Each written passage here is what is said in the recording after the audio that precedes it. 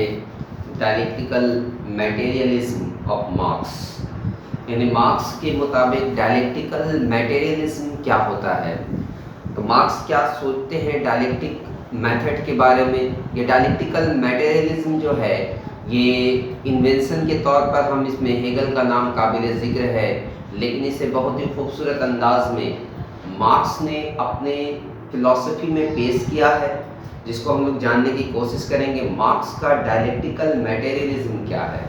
हमने इससे पहले भी कहा था कि मार्क्स जो थे वो मटेरियल दुनिया की तस्वुर करते थे। वो कहते थे दुनिया में जितनी भी तब्दीलियाँ हुई हैं उन तब्दीलियों का असल वजह जो है वो क्या है, तो उसका असल वजह मटेरियल वर्ल्ड है, यानी मटेरियलिज्म की वजह कर दुनिया की तमाम तर तारीखें बदली हैं, यानी हिस्ट्री तब्दील हुआ है। इसी को वो कहते हैं कि इन तब्दीलियों को हम डायलेक्टिकल कह सकते हैं, डायलेक्टिकल मटेरियलिज्म कह सकते हैं। इसी को हम यहाँ पे थ्योरी की शक्ल में मुख्तलिफ किताबों से जो है जानने की कोशिश करेंगे, कॉन्सेप्चुअल जानने की कोशिश करेंगे, जो 12th में भी काम आएगा। मैं हिंदी में भी डिक्टेट करूंगा और इंग्लिश में भी डिक्टेट करूंगा। इंग्लिश में डिक्टेट करने के बाद आप उसको अगर समझ नहीं आता पॉज करके उसको लिख सकते हैं। तो यहाँ सबसे पहले मैं रेफरेंस दूंगा एक किताब की जिसमें साफ लिखा हुआ है क्या कि मार्क्स आर्ग्यूड दैट। तो सबसे पहले हम लोग डायलेक्टिकल मटेरियलिज्म होता क्या है वो जान ले, उसके बाद फिर हम मार्क्स के पूरी थ्योरी के बारे में बात करेंगे। देखो क्या लिखा है, the term dialectic is derived from the Greek word. ये लातीनी लफ्ज से माखूज है, इसकी शुरुआत लातीनी लफ्ज से हुई है। डायलॉग जिसके माने होता है डायलिगो, विच इम्प्लाइज द डिस्कशन, जिसके माने असल होता है डिस्कशन, बातचीत होना या बहस व मुबाहसा होना। Dialectic is study of contradiction. Dialectic एक तरह का इल्म है जिसमें इख्तलाफी बातें, इख्तलाफी सोच, इख्तलाफी मटेरियल्स की बातें होती हैं। टू मार्क्स के मुताबिक the material life is primary. Marks के मुताबिक दुनिया की शुरुआती जो सबसे बड़ी शय है उस शय का नाम मटेरियल है, यानी मटेरियल की ही वजह कर दुनिया की शुरुआत हुई है। देखो क्या कहा, to Marx the material life, मादी जिंदगी इज प्राइमरी मतलब होता है शुरुआती है, व्हाइल द स्पिरिचुअल लाइफ, जबकि रूहानी जिंदगी क्या है, इज सेकेंडरी। उनके नज़र में रूहानी जिंदगी सेकेंडरी है और शुरुआती जिंदगी के एतबार से उन्होंने मार्क्स ने किसको सामने रखा है, तो मार्क्स ने सबसे पहले रखा है आपका मटेरियल लाइफ को। सो इसलिए मैटर एग्जिस्ट इंडिपेंडेंट, मौजूदा जिंदगी में दुनियावी एतबार से, पैदाइश के एतबार से मैटर एग्जिस्ट, मैटर मौजूद है, इंडिपेंडेंट आज़ाद हालत में, ऑफ आउटसाइड द माइंड, हमारी सोच से पहले है।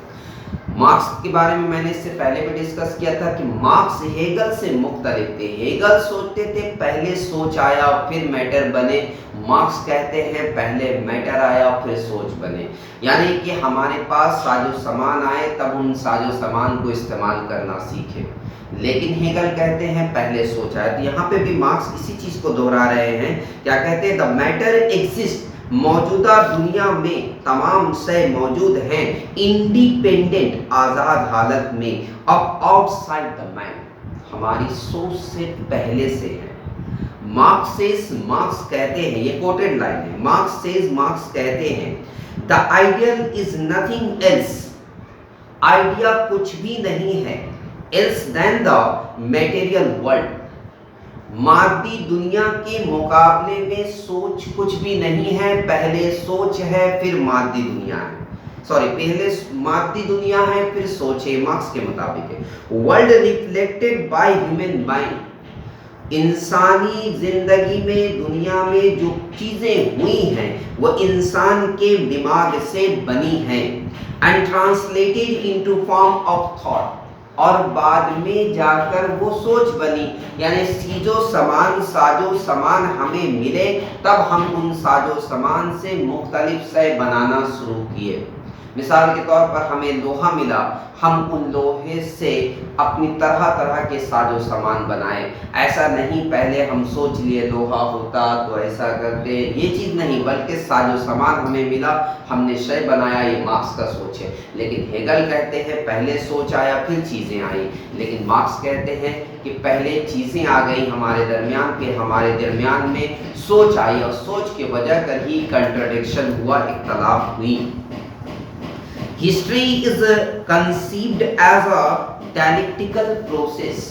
तारीख जो भी बदली है वो किसकी वजह कर हुई? डायलेक्टिकल प्रोसेस की वजह कर हुई है, डायलिगो की वजह कर हुई है, डिस्कशन की वजह कर हुई है, सोच की वजह कर हुई है। किस सोच की वजह कर? चीजों सामान के पैदाइश की सोच की वजह कर हुई है।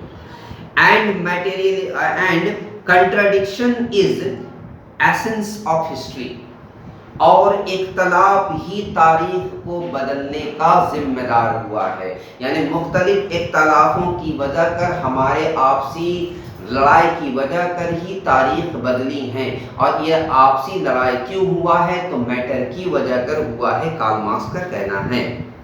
द कैपिटलिस्ट क्लास, जो साम्राज्यत क्लास है, कैपिटलिस्ट क्लास है, इज थेसिस। मार्क्स ने उसे कहा कि मान लो कि क्योंकि उनकी पैदाइश कैपिटलिस्ट दौर में है, तो मान लो कि कैपिटलिस्ट जो दौर है वो क्या है? थेसिस है। थेसिस के माने ये अपने तीन तरह से बताया, हमने उस दिन क्लियर किया था कि थेसिस, एंटीथेसिस, साइंथेसिस। हर अमल के खिलाफ में लगातार अमल होगा। पहले तो थेसिस है, थेसिस के खिलाफ में लड़ाई होंगी, जिसके बाद जो एक दौर आएगा उसको एंटीथेसिस कहेंगे। फिर एंटीथेसिस के अंदर में भी लड़ाइयाँ होंगी, उन लड़ाइयों के बाद एक साइंथेसिस आएगा। ये मार्क्स का सोच है। अगर मैंने कैपिटलिज्म को थेसिस कहा तो एंटीथेसिस क्या होगा? सोशलिज्म आएगा। और सोशलिज्म के अंदर में भी लड़ाई और कंट्रडिक्शन होगा। उसके बाद क्या आएगा? कम्युनिज्म आएगा। थेसिस अगर हमने कैपिटलिज्म को रखा तो एंटीथेसिस सोशलिज्म होगा, और साइंथेसिस जो सबसे ऊपर होगा वो क्या होगा? तो वो मेरा कम्युनिस्ट सोसाइटी होगा। फिर कंट्राडिक्शन होगा, फिर थेसिस होगा, फिर एंटीथेसिस होगा, फिर साइंथेसिस होगा, यानी कि लड़ाई आपस में स्ट्रगल चलते ही रहेंगे। तो कहा कि class thesis, the working class, जो मजदूर तबके हैं, इज द एंटीथेसिस। मजदूर क्या होंगे?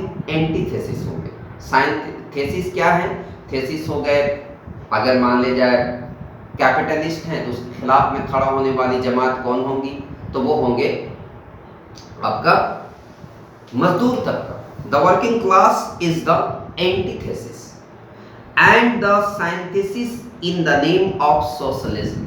और आखिर जो साइंथेसिस होगा वो क्या होगा? सोशलिज्म होगा, समाज पसंद होगा। Is formed through the section, ये भी बनेगा एक section, between the reaction these opposite forces. इन दो ताकतों की लड़ाई की वजह कर ही एक नई ताकत बनेगी, जिसे हम साइंथेसिस कहेंगे।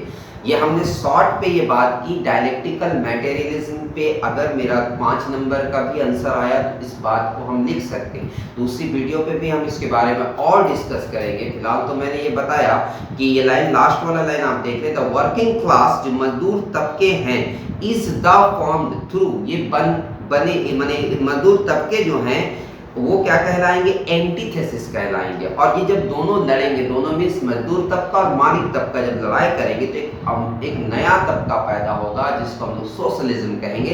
ये मार्क्स सोचते हैं।